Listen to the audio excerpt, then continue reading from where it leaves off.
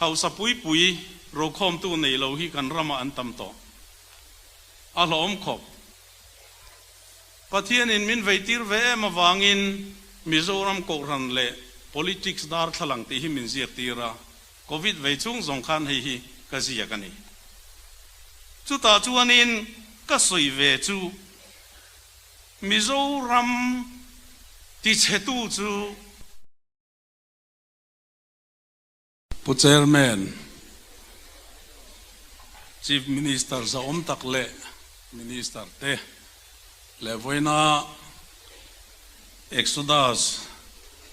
day lom tura local zong te lali so Krista mingin chibai kabu ka cheu ei voina hianin hun ser mang turin kei mite takte himin han soma phulo ke intia maro chu kapa upa h ngun hula ex senator van ko na chang ta in ria reng na le in ngai poimo na in ron tilang pakhat ni in ka ria a chu wangin kapa mingin lom thu ka soi masa ani pathian thu tiang hlim lo ngai thang Peter le khathon pakhat na bung ni chang kwa nima sela thima ta chuaka a eng mak takalut tura ko tu cheu that na chu in en tir theinan nangni zong chi than lalpui thiam ho nam thiang hlim pathian mi tenge inisia man lai khan mi reng in nilova tu ne ro chun pathian mi inita a man lai khan zangai nen mulova tu na chun zangai nen muta Zakaria bungli chang ruka chakna nilovin thilti theina nilovin katharau zo kinle pathian in athu thiang hlimal som ro se I trong trayang olal pa chungnung ber voina hian kan ram ruai tu te le sarkar na chel tu te MNF sarkar le party member te imalom thu sei turin kan lo pung khoma mi ring hi kan mang an tak chuan ilam kan lo hoi thina kan chairman in a soyang khan thi la oma an han chuan ilam an lo hoya ilam an lo hoya pia ngin nang chu ilo lang thina ni ti bible a kan mu a ti chuan chan chuan ro pui tak mai lo chang ta a kum som nga le pani zet alo liam ta a voina hian chu mi riat reng na in khom mang the min siam kan loma ine na lom thu kan thila che program tin reng te ku ta kan hlana azawa in ro puinan mangang che I thu thiang lim kan siar le kan ti rik tur te kan zatan mal so mang che lali suam hingin ka di le amen khati ringot lo deu khan thu soi tur kan ei ve tlat mai hei kum som sari le pathum mi kania kum som li le pathum rong ka bol ve to a tin ram hi ka ve e maya rong bol tu a chon ram ve pol tak kani ve in ka in ring hi ala kan seilen nei na zir ve a tribal union din tu te zinga khan ka pa mangsai hi poi ai o member paruk zinga khan pakhat aloni ve a PL Regional Council alo dinga kapatea keu tuma kha MLA ni ta kha CM masaberania kapa sineitorania ram noya khan high school kan lu ve Serkon Christian High School a kalu tan tir lai khan in ka don zan chia khan me ron tlo a pa te ho wang langin chung ko en koldonia ke chu ka bo nal dona milong ai to su ti ringot min sila aning kap ta si kha kan kheveta kan phur thata a ki kona a kap tu zinga khan ka zuk tel veta a ti chuan on ground na khan kalkatuma ka pa ne kan in niala ka pa khan nangai ka poi mo zok horo tia ka thalai zok ka kaldon ka tia ka ngam talo ka hosan ta kha ania chu tiang chuan kapu zol nei lal thamuana anti thina kha kumsom pani mi kan in zol ne ya tho puang thina rambuai puanga thisen chhuak tamzia te tra puya เวนตัดอะไรวางคานอบวยช่วงจงค่ะสิกุลโปกัลเทลวินกับเวงาติจวนปุลลเดงรวงเตโปค่ะจังเอลอากิตาปวนดุมินักหัวกันอินซุงกันจอนลูตากันเราวุยเวนี่โมสุดที่งังจวนนินกันรำเฮาสักนั่นเตโปค่ะอามุนสาโอยลิปุยอมมาเตียกันหลายฟิสมนิเซกันหลายมานามาเสปะเทียนทราวินามุตีระอัฐุกลุตุกะไลสวจีนิโลติขามุตาลุงลูรังกจักเฮาสักนั่นเตกันรำปะเทียนนัทุรุกตำเจียเตสวยboundary pillar kan rina ramazau le maya chuta chuanin kachar lama hianin thisena chhuak ani ti le khabu te pokha hei heta hianin zol nei lal thamuan ti le khabu hi akut zia kamin nu chia wangin athi nuwa ziak lo thei kan ni lo ka ziak ta chu chu chiar tam takin om to karinga bu sangtel sangthum sang level kan chua to chung chu kapu ina lo mu lok dan kha ani ve kha tiang kara khan kan lo sei lian ve ani chu wang chuanin ram hi independence kan mu tur tele kan mu dan tur thlengin a soya kum som pani som pathum lek kan ilai nia london ka kal tur te salvation army officer kan ia boeing British Air ka thok turte min puan sak veka kalua ria ka thi general ka salut dan tur thlengin min rila general so cliff to na kha chi bai ka bu ka kum sang ni le paruka kum somnga le paruka ni in chu chu alo thleng dikani chu wang chon zol nei kan ti te po hi zol nei han ti pui pui lo ang ni ma se la thil hi an lo rem e maya lalpan kan ram hi lo mu ti thrin ani ka soi du chu Israel sarkar hian mi pali poi mo tak an oma pakhat chu pathian ania athu thlung bom mangin ain la thina panina chon zol nei ania zol nei le pathian kha in kop tat ania ti chuan pui thiam an om le alalte an oma chu chu tuna sarkar kan tiang hi ania ti chuan an mani program thewa an kala tu ma in ti boi lovin pui thiam chuan ceremonial chi an khoya adanga ain ro ngai lo ti chuan zol nei chuan pathian chi adora pathian thu ang chi in lal adora pathian thu ang chi in pui thiam te ador thina ti chuan an team work kha program fel takin an kala an sarkar an government kha afwe me mani number 1 a pathian athu thlunga aron che thin ani chu tiangang chuan an kal sual na lai per point zel chu lalte an ni zela lalte kha an lo hausa an puitam takte neya sumle paite le lalna te kan lo chana wangin lal kong dik lo peng lo chun chu te tak tak an ni lal zo sia te hezekia te ti ba kha davida po kha apeng nok ani ni ma selangin khatiang alal tenan pen sual khan zol nen run lang zat zat zela zol nen mu to reng reng chon an training bek zelani pathian lama khan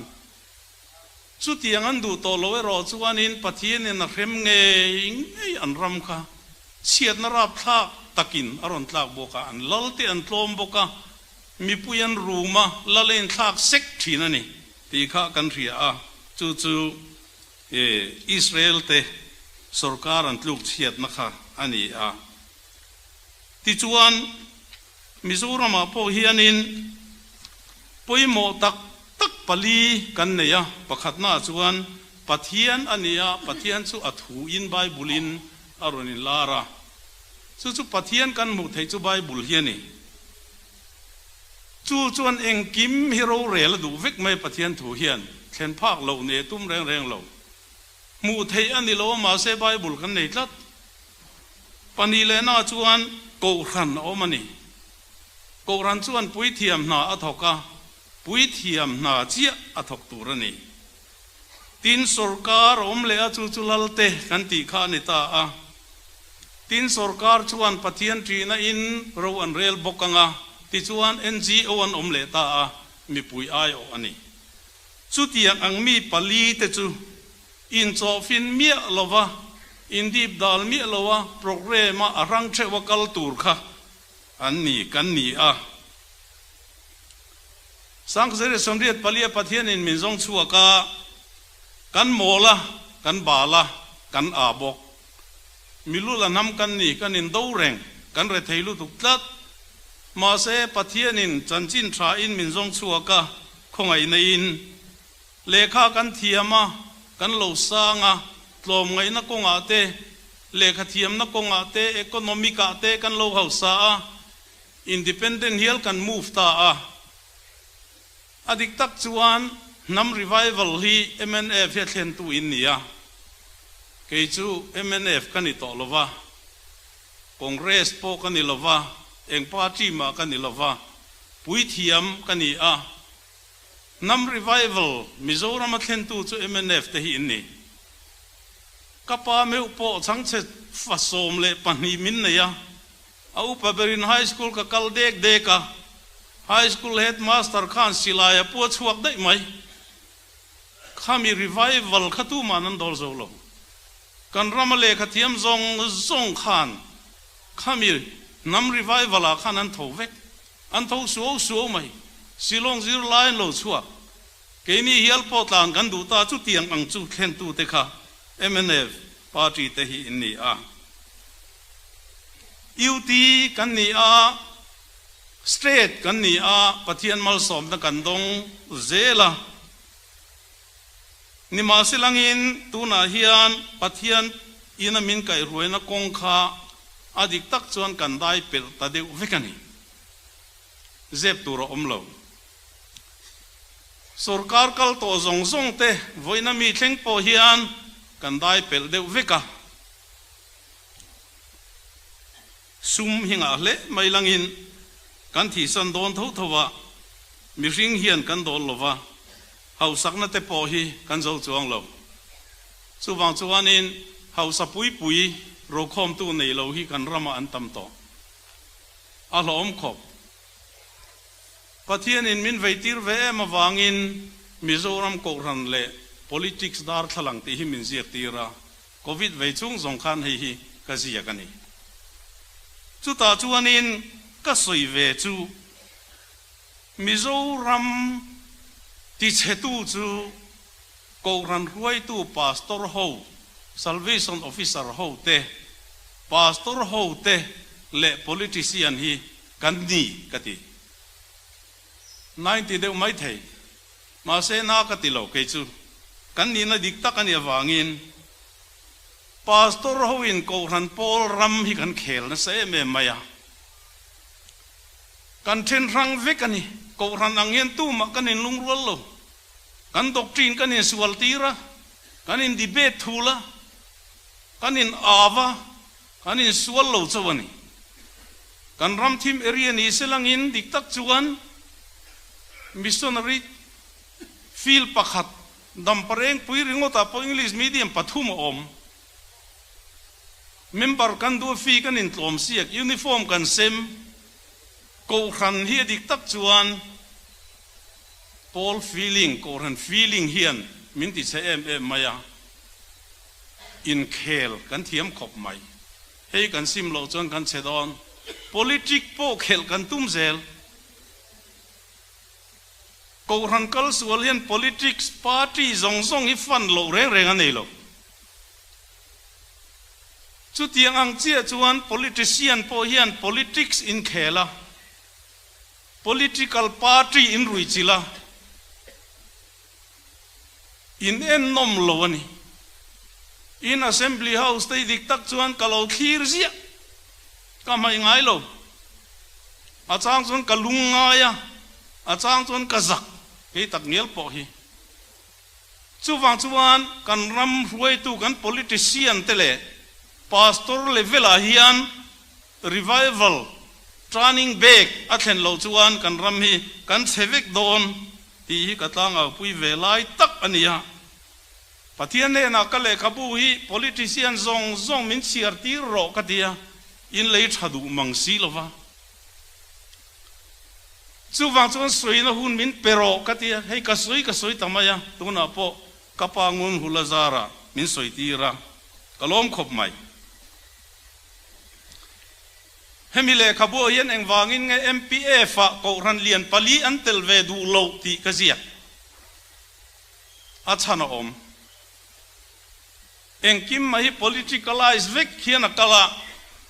MZP po politicalize OMA po kan ling zela chuti ang chuan eng kim mai hi iron roll 5 vek MHEP thleng hian ko ran chung thleng hian chuti ang turin pathian in min siam lo ani chuwang chuan hei hi lei ula chiar ula zir ula kadu khop mai MPF hian Mizoram ko ran ain ozoem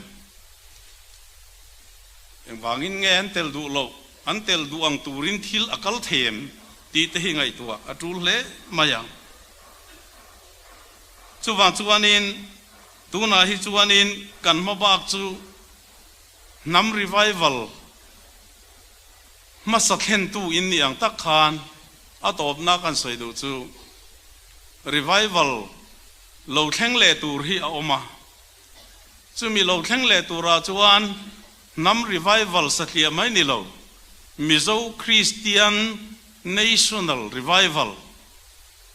alo thenanga yani kan Christian na hian nam hi aphuar khong anga atheng phak vek anga Christianity hi number 1 a omanga chumi a chuan kharau lama tangin puithiam te chuan puithiam rong kan bolanga MKAC kan neya atha ma MKAC hian pathian rong bolanga particle sual tu rakha anva thuron te anva penga tin sarkar poin ankal dik lo nalai enge mo thuron peturin an somanga committee chitin renga pol ai o tel zel to lo hian a hangin akalanga ronga bolanga amaro chu atul china chuan sarkar nen anin beronanga sarkar poin an thu thlen reng chu alongai poi mo bokanga sumi nam revival Christian kan nin ang tak chuan kan ram ruai tu te poin he politics si rong bol na a kan ngai turani khel ti ke chu ka ho em maya gambling de na in kai noi chi ania enga nge kan khel politics hi khel tur nge tho tur ka ngai tu a kan pulpit chu kan assembly house te ni don lom ni Bible nei theu kan nia Bible in min kai huayanga chu tiang ang chuan kan ram mi kan ruai chuan bok khupa pathian ma athing thi rap ngama piang party inding chuak dom ani mai kan chief minister ten poimo em maya kal to zong te po khan poimo an traffic pakhat ma thalon omlo hei kapu te hi akom nuam katia MKCI o te hen kaval kan vel leng ve zau to a kan kom zau a min ti lim mani atra mani pu hol te pu antra pu duma te pu antra ni ma selangin mi rin na tharingot thi chief minister kan mongo ta to lo tuna chon mo cross ma bok khup ngam chief minister kan mongo ta cross ma tuiral kan mongo ta chu tiang ang politician chu kan mongo a party ang point chu tiang a bok khup ngam in chuan pathian in a choi nung chu ti ka he chiang ani zo fa te ke chan chuan a camping an bu sai khan kan be sei khop mai chewa in local don mo kan tia in ron he la bu fai te min ron pe in hole dai mai sia in ron bok khup don mo kan tia ma se in ron bok khup ngam talovani chu wang chuan hei tharau thilania ni china khan ngoro o toite kha helai hian nam anga kan har tharna tur chu thimata ko chuaka eng makta ka lu tura ko tu che u thatna chen entir theinan nangni chu chi than inni atiani จีทันอินนี่ลลปุยเทียมอินนี่นำเทียงลิมอินนี่อดียนี่จู่ว่าจวนเฮยกันคริสเตียนที่เห็นอภุรชวกโดนนี่จู่จีทันลลปุยเทียมโฮกันนี่นัตักมาฮีโคเวลินันหุโดนนี่กันรำเอาสักนะจู่โจเลยลทำมันจวนอิสราเอลไซน์ติสโฮยินอันให้ชวกโดนตีอินดิเพนเดนซ์กันหุโดนตีตัดมาจู่กระริงมาจู่ว่าจวนมันหลายคันมีแรงอินเราตัวน่ะจนปะเทียนมีอินนิตามันหลายคันจางไงนั่นเราตัวน่ะจนจางไงนั่นหุตาสักนั่นนี่เราวินทิลตีเทนั่นนี่เราวินกัทาราวโจกินเล่อะที่อันนี้จู่ว่าจนทาราวลำทิลนี่ politic ฮีเพียงทาราวตานเคลซีนี่เราบานไม่ตูรเพียงทารปอทาราวเทียงลิมินอรวยเตนักอันทวงไงเกมบลิงอังเคลลวินซุ่มตัวกนั้นนี่ลวินปาร์ตี้อินดูสักนั้นนี่ลวินลลป้าปะเทียนรงบอลนะอาตาน politics อายันกันจวงลุดดอนลอมนี่อีเฉียดปุยดอนลแรงอีถัดปุยดอนนี่มาเสียจุดเตียงนี่เราจน politics อีเฉียดปุยดอนนี่ที่สลามาอีหลอดลินปุ๊กเลยอีชุ่มกัวอันมังโดนอีฟันอาวันมังโดนจู่ว่าจวนมินิสเตอร์นี่เตยถ้าเราว่าขัดอัจังเราจวนฟันเอาผูดชัวไม่เทนี่เราอินริลร่วงปูเวเราอินโทชัวเองขันนมเจนันตุมอันเชเจลโดนกันเชโจวิกโดนกันรำฮีจู่ว่าจวนปูลปิดโดกานามังอินถ้าเราเรียกทีเต้นรำฮิรวยอุลากระดูเล่มายาอัตโลมงำอินดิ้งจังโดนตีลลปันมินเอาตีร์เวนีปะเทียนินกันซาตานตุงมัลสมรสเซ